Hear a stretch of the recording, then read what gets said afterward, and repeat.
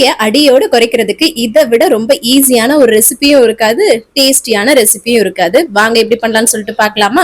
நிறைய விஷயங்கள் வந்து கசப்பா இருக்கிறது மாதிரியும் இருக்கும், ரொம்ப கஷ்டமா செஞ்சு சாப்பிட்ற மாதிரியும் இருக்கும். இது ரொம்ப ஈஸிங்க. இதுக்கு வந்து சொரக்காதான் எடுத்துட்டு நல்லா தோல் நீக்கிட்டு இந்த மாதிரி குட்டி குட்டியா கட் பண்ணி எடுத்துக்கிட்டேன்.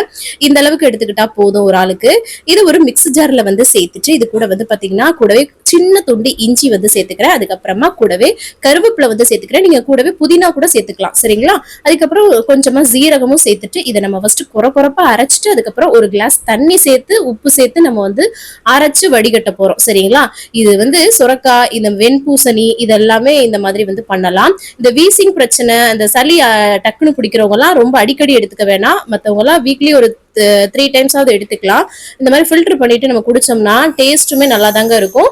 வெயிட் லாஸ்க்கு அதுக்கப்புறம் தொப்பை குறையிறதுக்கு ரொம்ப ஹெல்ப்ஃபுல்லா இருக்கும். கண்டிப்பா ட்ரை பண்ணி பாருங்க. தேங்க்ஸ் ஃபார் வாட்சிங். பாய்.